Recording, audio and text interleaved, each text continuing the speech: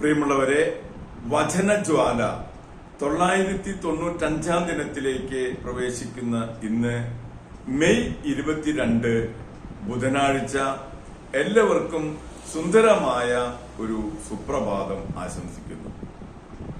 നമ്മൾ ഇന്ന് മെയ് മാസ വണക്കം 22 ദിവസത്തിലേക്ക് പ്രവേശിക്കുന്ന ഇന്ന് ആഗോള കത്തോലിക്ക സഭയിൽ കാഷ്യയിലെ വിശുദ്ധ റീത്തായെ അനുസ്മരിക്കുന്നു. മാർഗരീത്ത എന്ന പേര് ലോപിച്ച് ആണ് റീത്തയായത്. അംബ്രയായിലെ അപ്പനിയൻ പർവ്വതത്തിലെ കർഷകരായിരുന്നു അവരുടെ മാതാപിതാക്കൾ. യേശുക്രിസ്തുവിന്റെ സമാധാന പാലകർ എന്നാണ് അയൽക്കാർ ഇവരെ വിളിച്ചിരുന്നത്.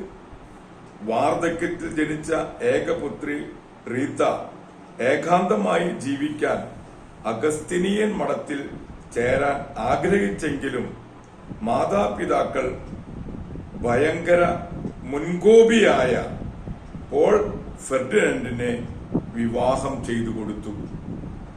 വിവാഹം ദൈവ തിരുമനസ്സായി റീത്ത സ്വീകരിച്ചു.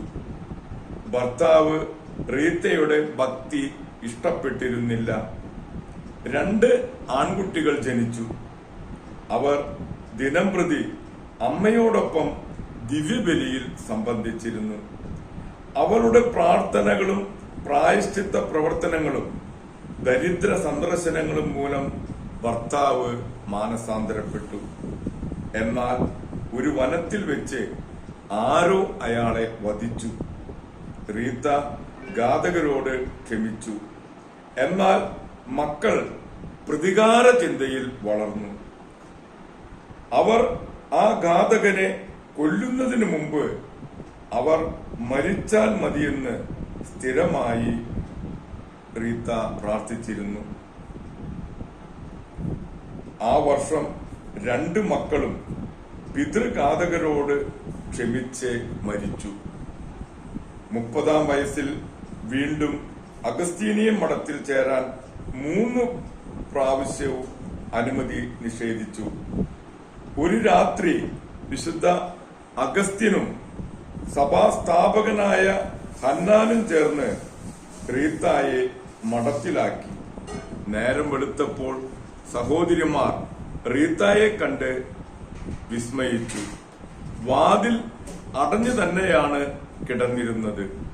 റീത്തയുടെ വാക്ക് കേട്ട് അവിടെ മഠത്തിൽ ചേർക്കുകയും 56-ാം വയസ്സിൽ പീഡാനുഭവ ധ്യാന സമയത്ത് കർത്തരൂപത്തിലെ മുടിയിൽ നിന്നും കുറെ രശ്മികൾ നെറ്റിയിൽ പതിച്ചു. ഒരു മുള്ള് നെറ്റിയിൽ തറച്ച് ആ മുറിവ് ഉണങ്ങാതെ 8 വർഷം ഒരു മുറിയിൽ ഏകാന്തമായി കഴിഞ്ഞു. വിശുദ്ധ ബെർണാഡിന്റെ നാമകരണത്തിന് റോമിൽ പോയപ്പോൾ ആ വ്രണവും സുഖപ്പെട്ടു. 144 കിലോമീറ്റർ നടന്നാണ് പോയത്.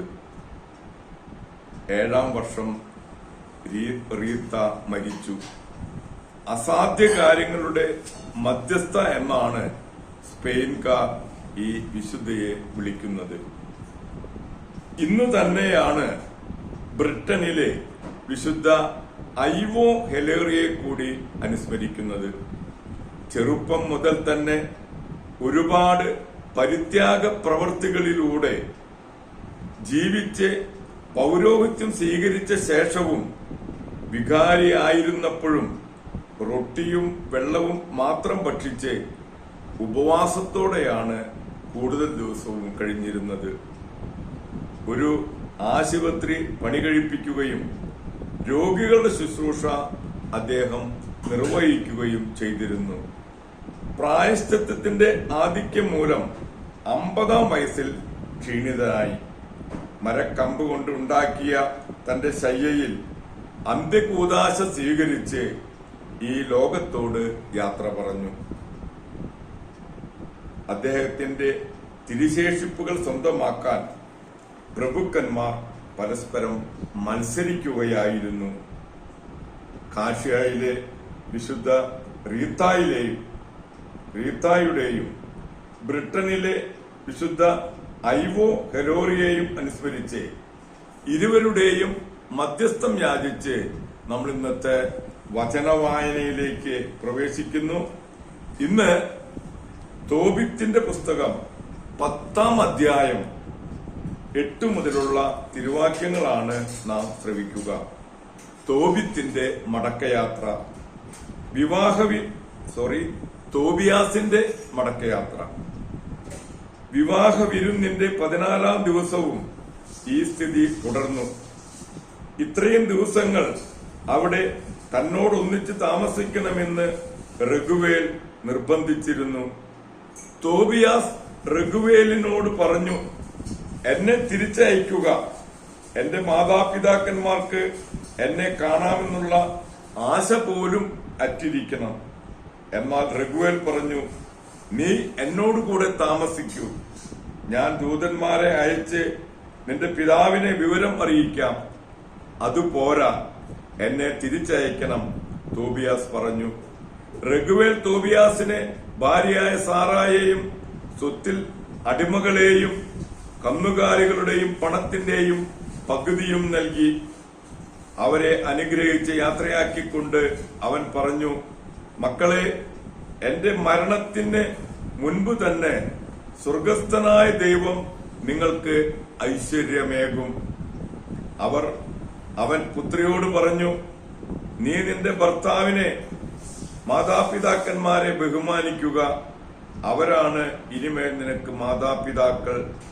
നിന്നെപ്പറ്റി നല്ലത് മാത്രം കേൾക്കാൻ എനിക്ക് ഇടവരട്ടെ. അവൻ അവളെ ചുംബിച്ചു. ഏദന തോബിയാസിനോട് പറഞ്ഞു, സഹോദര, സ്വർഗസ്ഥനായ പിതാവ് നിനക്ക് സുരക്ഷിതനായി തിരിച്ചെത്തിക്കുകയും നിനക്ക് എന്റെ മകൾ സാറായിൽ ജനിക്കുന്ന കുട്ടികളെ കണ്ട് കർത്താവിന്റെ സന്നിധിയിൽ ആനന്ദിക്കാൻ എനിക്ക് ഇടവരുകയും ചെയ്യട്ടെ. ഇതാ, ഞാൻ എന്റെ പുത്രിയെ നിന്നെ ഭരമേൽപ്പിക്കുന്നു, അവളെ ദുഃഖിക്കരുത്. നമ്മുടെ കർത്താവ് യേശു മിശിഹായുടെ തിരുവചനമാണ് നാം ശ്രവിച്ചത്.